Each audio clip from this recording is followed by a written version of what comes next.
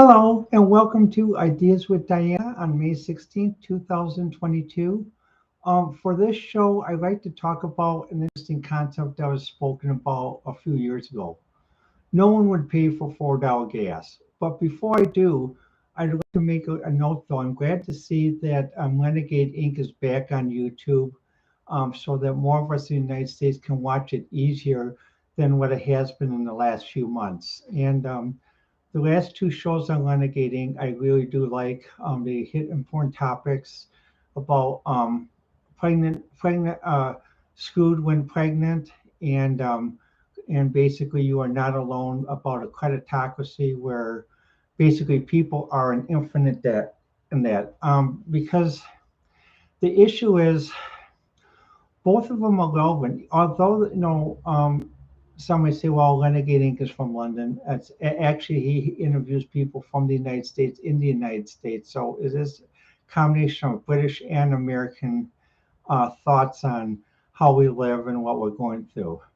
And this leads into the topic of today's show. No one would pay for $4 gas. Well, many years ago, many people in the United States, so when the gas prices started going up, they said, well, if gas prices ever got up to $4, no, I'm not going to pay $4 for gasoline, $4.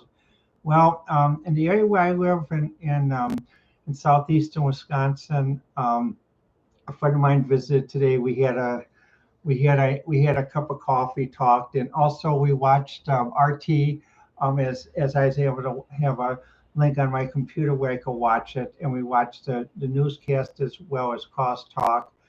And my friend of mine was telling us, well, I just put gas in my car, and regular unleaded gas is $4.49 a gallon, which in Wisconsin basically is when you think about that, many people say, oh my God, what is the world coming to? Well, just to give another example, with me though, living in a dairy state, we love our milk and cheese. And, when I have coffee, I have half and half cream or sometimes milk. And I went to buy a gallon of milk yesterday, and I guess I haven't been paying attention as much as I usually do, but I was wondering why my food budget was, instead of going the whole part of the month, was basically shrinking, shrinking, shrinking. And now it's about halfway through the month, and I have basically about 10 days of a food budget left without having to pull from other money resources. And I looked at the gallon of milk, and 3.69 a gallon. Now, boy, when living in a dairy state that produces milk for the country, 3.69 a gallon is rather high because just a month ago milk was about 2.70. 2 months ago, I think about 2.40 a gallon. Again, this is in dairy states. So for people in the United States that live outside of dairy state, like New York City, Detroit, I'm sure the milk prices are far higher. And even people who shop at a neighborhood store, I'm sure basically milk is $6 a gallon if those have to shop at a neighborhood store, which really says something about this thing about a creditocracy, and well as basically society changes though, because with globalization, we're supposed to have a better society after the post-Cold War. Everyone was supposed to be working. Everyone was supposed to be paid properly because basically we had internet, we have distribution, we have ways to get things funds. And however, there are more people that are working harder. And even what I was surprised when I listened to Renegade Inc. Ross Askoff's show, is he was talking about, like in England, there are many parents that have their parents sign for the kids, namely the grandparents, to as a co-signer for the student loans. And even in the United States, boy, I never thought about that, because I've heard of people co-signing for the kid's car when they're 16 or something like that, or something else, and that's, but having your grandparents having a co-sign for your kids' loans. And when you look at cars in the United States, like for example, many people drive like Ford trucks and other things, and other. Well, look at a truck. A truck, starts out at 55,000. some friends of mine say, God, that's as much as a house, and that's a lot of depreciation as soon as you drive it off the lot. You know, and even when you try to look for a new car in this area, for example, people go to look for a new car, and they look for a car like me that's 10 years old or 12 years old, thinking, well, we're going to get a good value. You know, again, like on another show, Renegade Inc. on You Are Not Alone, person talked about that. Basically about trying to get a car loan, and even Yanis V, the one Greek economist, mentioned that half of the people in the United States cannot afford a car loan. Well, even when you look at a used car, well, this has 12. This is 12 years old. It has 135,000 miles on it, 3 owners, and it's cleaned up well. Well, we have a sale on. What's the sale price? $12,000. What? $12,000 for a 12-year-old car, 135,000 miles on it, 3 owners. What about this Carfax thing? Well, 12,000, and we'll be able to give you a loan for it. Well, I could find it cheaper. Fine. Do you have the money to get you a loan? That in that example of a creditocracy. And also, when you go to a dealership and you try to apply for a car loan too, or any type of loan, some people are wise enough to realize that in the area they live in, some areas are really super strict. And so what happens, what they tell people, and sometimes when they apply for it, they say, well, apply for a loan in this credit area that's next door because I have a very good credit rating there. But if the manager's not listening properly and lends it through a standard thing, the loan should definitely, if he would have gone through here, then a few weeks later, the manager calls and says, well, we lent it through the AHOs and you approved. Well, I wish you would have done that sooner, because now, because you ran it through this other area, now I'm facing retaliation for trying to improve myself and get a car so I can make extra income. Well, when I get to that situation, then I'll consider you stopping by.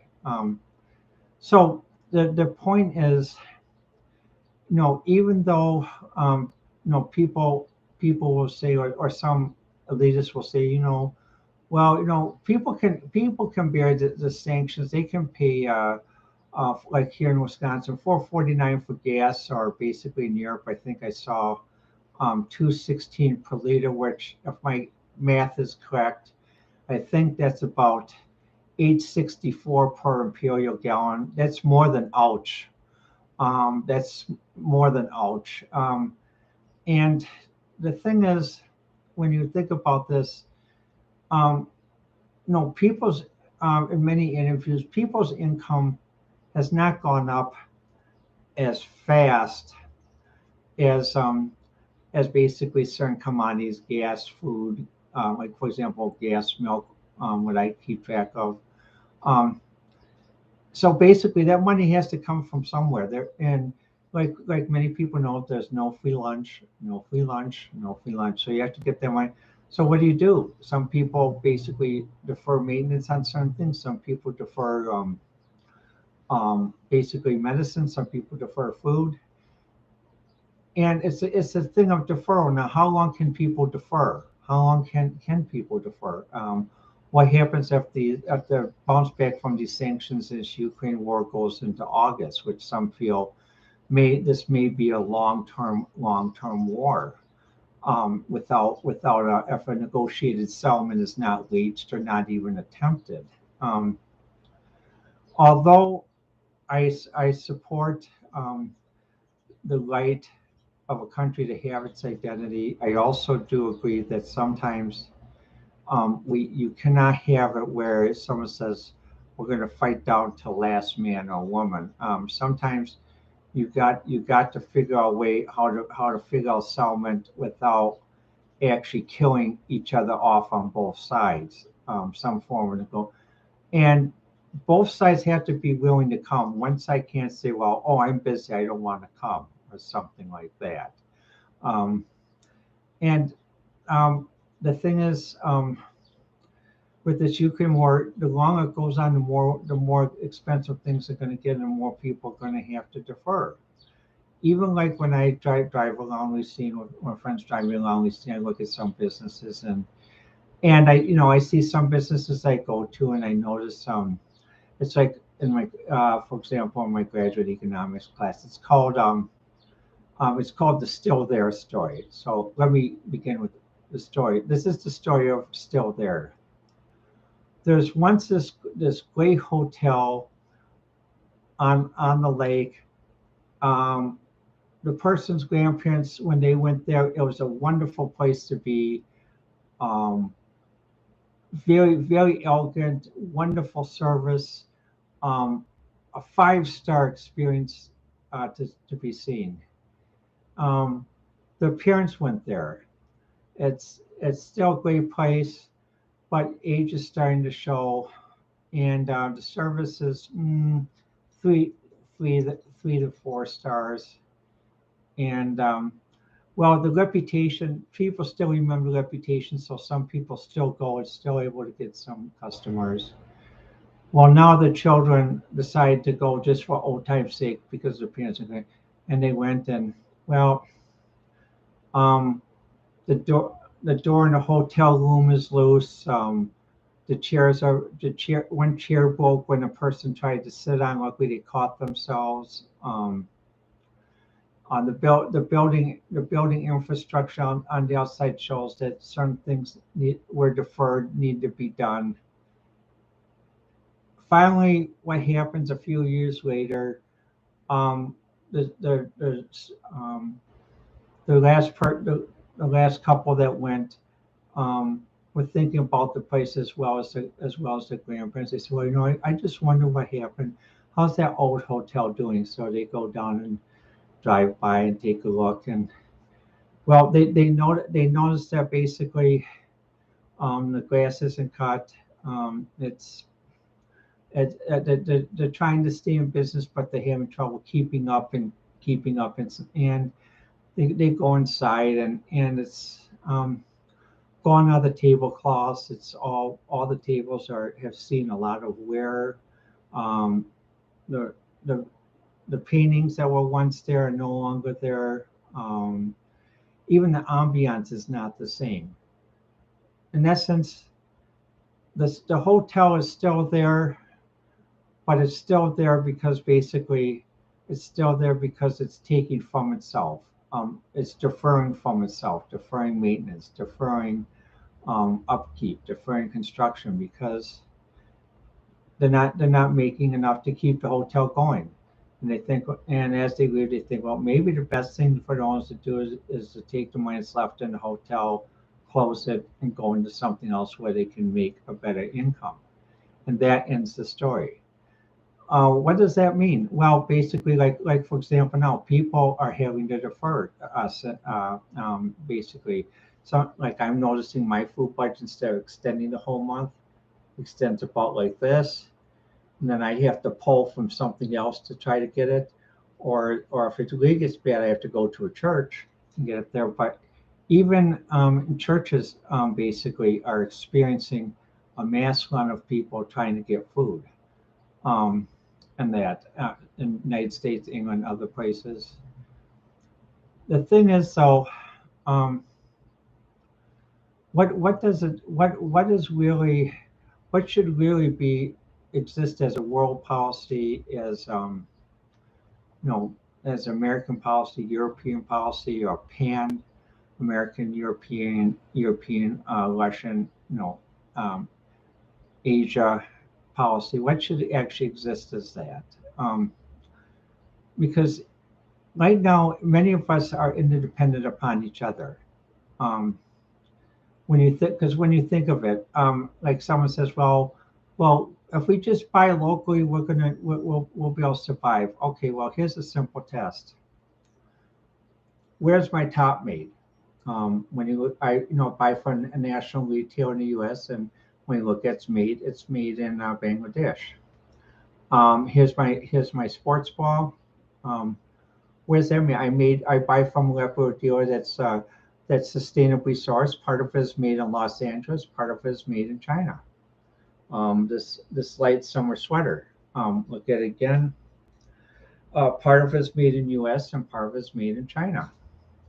Or even basically, let's take a look at this. Something as basic as a calculator. Let's see what it says where it's made here.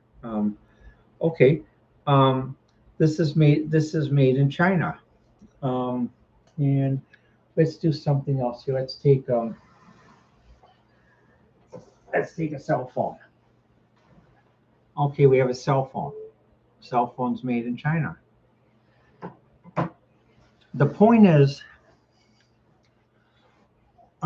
we are very interdependent upon each other.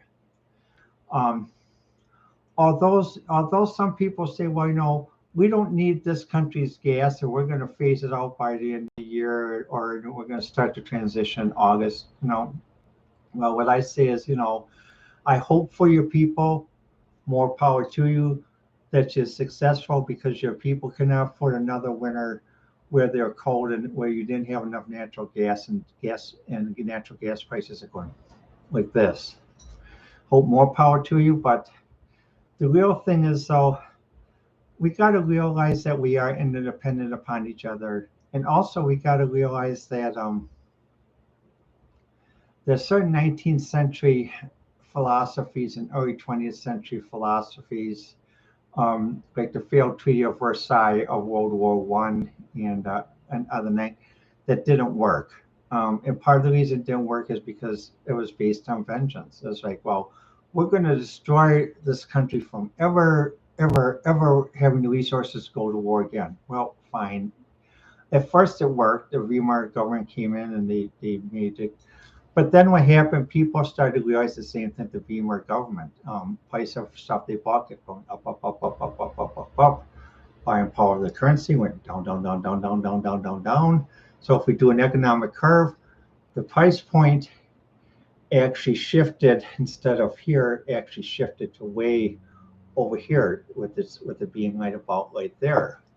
So when it was right there, that's when people got funny and said, well, God, this government really isn't working. What can we do?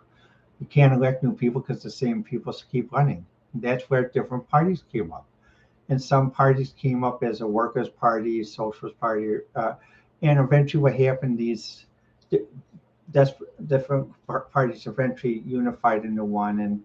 And by the time 1929 came, a few years later, 1933, the world saw just how much the Versailles Treaty failed when it tried to destroy a country because of World War One. And even historians later recalled that basically the arguments used justified that basically the Versailles Treaty was too strict in that regard. So trying to solve things by force, by sanctions, by other things, rather than talking and having negotiations and talks as adults, as we should do, makes things worse for everybody, and especially makes things worse for people who are not part of the elites, people who have to work every day, people who are just making it, wondering if they're going to have enough money to put gas in the car to make it for the last week to work. People who at work say, well, I have to brown bag it, but then they find out someone at work ate their lunch in the brown bag, and it's like, so they don't have lunch that day, or they try to go to fast food, and it's like, well, okay, what's on the dough menu? Okay, I can get a hamburger and a glass of water or something like that. Or if you're in some places, for at one point we've seen it was you couldn't get a glass of water at McDonald's, you had to pay for it. Now you can get a glass of water, and we've seen, as in most McDonald's across the country. But this thing is, it has to start having an intelligent discussion, not just an elite discussion. I mean, not the talking heads that we see on TV like that, though.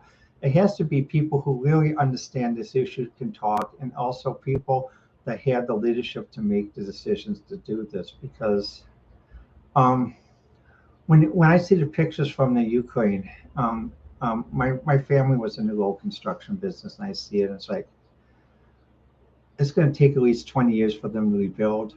In addition, also, how many people in the world depend on grain from Russia, Ukraine, Poland, to feed the world. And what happens with this thing going on? There is going to be a big food insecurity, as one German minister mentioned in another news report that I watched.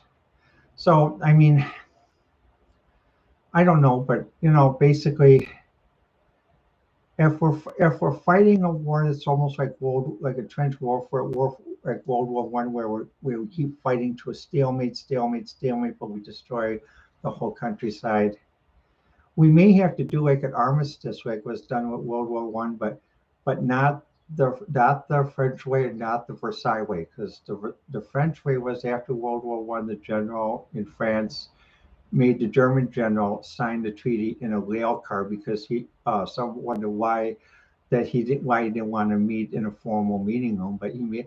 And to the German people, this was a great insult because basically that meant that they weren't even allowed the dignity of having a formal ceremony.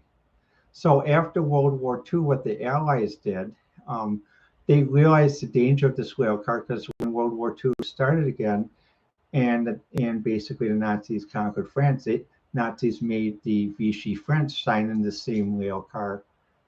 So by the time 1945 came VE Day, which was May 8th, which was mentioned on many news channels outside the U.S., but very few in the U.S., this rail car was destroyed, even the track spur, because the Allies then, with Eisenhower and others, realized that rail car was the source of the Second World War because of the symbol of hatred and humiliation that it had. So when we work on a solution, negotiate a solution or an armistice, if it's needed to be, we got to remember, no humiliation, no gloating,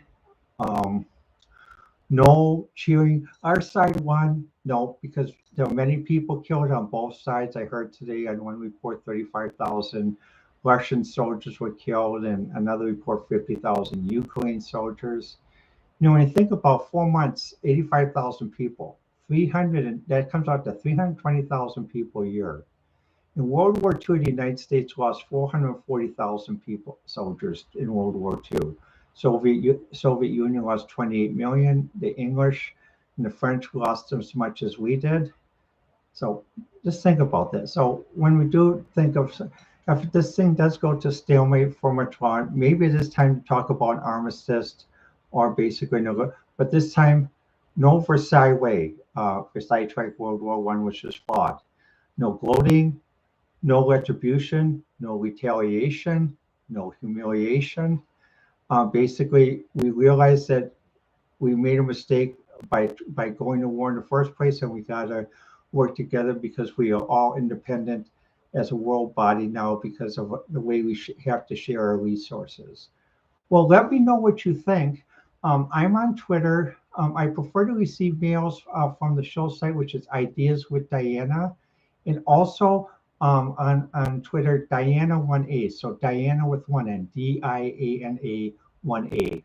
And the reason why I do this because my last name is rather hard to spell and pronounce. So that's why during this broadcast, the one Greek economist I refer to as Giannis V because I wasn't sure I was pronouncing his last name properly. And I know how I feel when people try to pronounce my last name, they can't. So I'd rather just have them say Diana K. Well, again, let me know what you think, and I'll talk with you at another time.